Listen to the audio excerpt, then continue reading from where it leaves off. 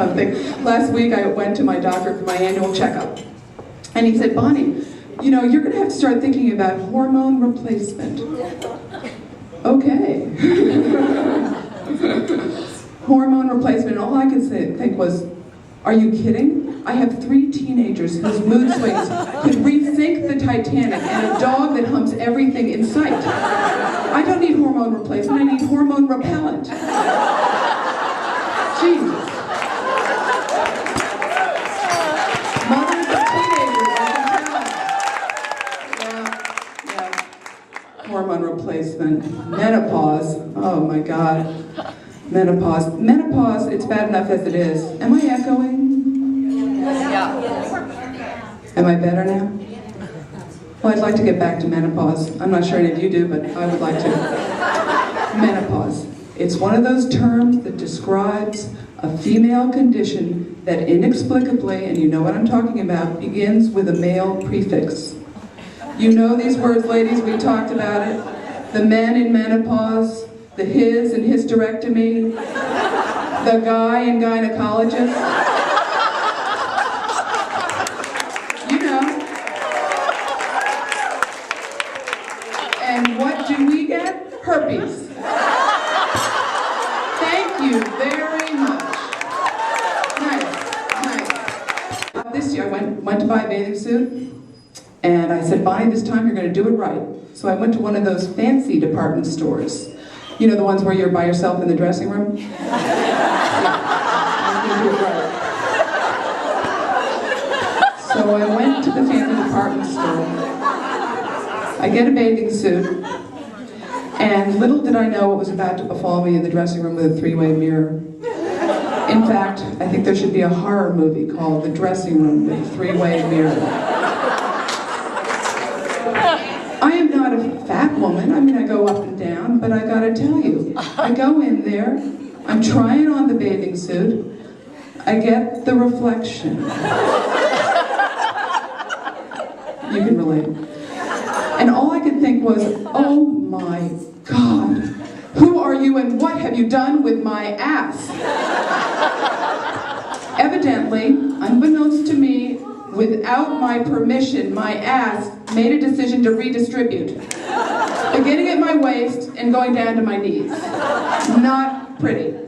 Not pretty. I think there should be a warning. I'm sorry, but if God wanted me to see my ass, don't you think he would have put it in front? Don't you think? And speaking of mirrors, how about the skinny mirrors in the stores? Do we know about the skinny mirrors? Some of you don't want to admit it. I know. But these stores have the skinny mirrors. They're the ones where you put on the outfit, you look in the mirror in the store, you look like a supermodel, you get home, you're Roseanne Barr. Right?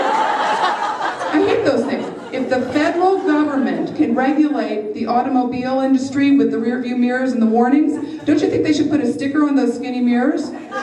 Caution, objects in the mirror are grosser than they may appear.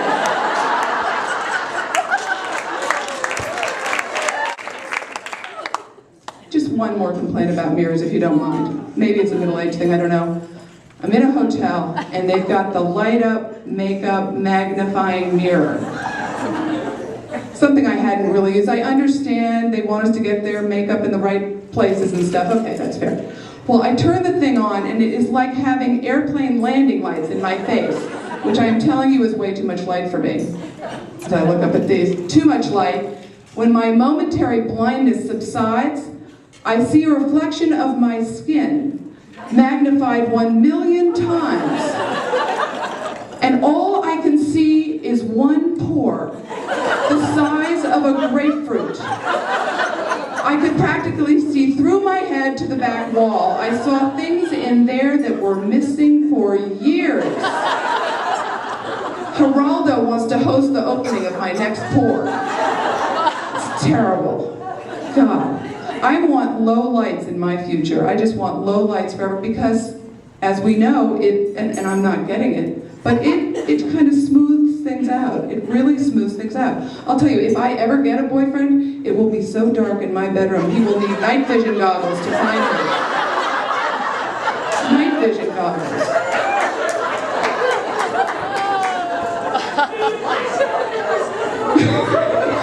These people can relate for some. do after this. Oh, God, and the eyesight thing. Oh, the eyesight. I hope you guys don't mind that I'm bitching and moaning, but I feel that you're my sisters in this. You can understand. Yeah, the eyesight's going, and that's just a nightmare. I started using readers a couple of years ago. I just hate it. I hate it. I can't read anything. Getting ready in the morning is a bitch. I tell you, I can't read the labels, the packages, you know, now they all look alike, right? I went to my dentist. He's like, Bonnie, why are your teeth so yellow? Listen, and it turns out I've been brushing my teeth with my self-tanner for months.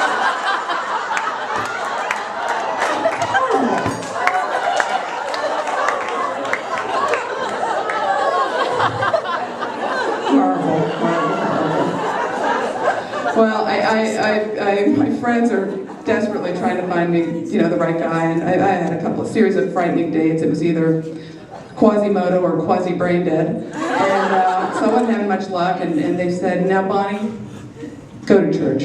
You'll find a good man at church. A good man. So I did. I got myself all dolled up. Did you find a man at church? It's true, you can find a good man at church. I guess you can. Well, I went to church. I got all dolled up, blow dry, the whole thing. And I'm sitting there in the pew, looking around, not seeing much, so I decided to get the good word, looking up at the altar, paying attention. I'm looking up, and there's Jesus where he usually is, you know, hanging out up there. And I'm checking him out, and I don't know if it's ever occurred to you, but he is very attractive.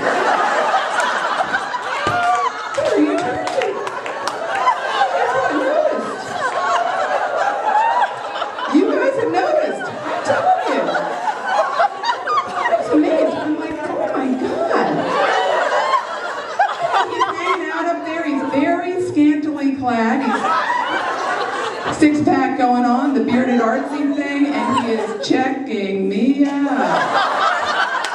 Oh, yeah. Well, I'm sitting there going, oh my God, I have found the perfect man. Who knew? And I sat there and like totally imagined our life together, you know? You know, in the beginning of a relationship, when it's just so romantic you can't see straight, we would have 40 days and 40 nights of total bliss. Oh, he'd take me to his favorite little fish restaurant. I'd give thanks for the meal, and he'd say, you're welcome. Yeah. Oh my God, we would be so in love, the whole world would know. I mean, total strangers would come up to me and say, Jesus loves you. Jesus loves you.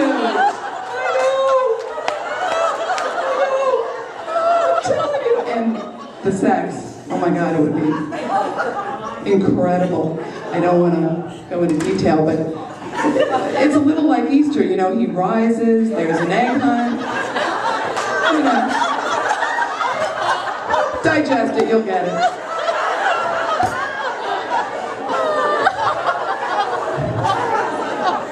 But it wouldn't be a bed of roses, it wouldn't, no. You know, what do you do with a guy that wears sandals and robes everywhere? You can't go anywhere, no. And he's got those buddies, like 12 of them. They're always hanging around. I mean, the last time they had supper, they were watching the game. They all sat on the same side of the table. You ever notice that? What a pain. And the in-law thing would be really weird, you know. His father's everywhere. You can't get rid of the guy. Listen, thank you guys, you've been great.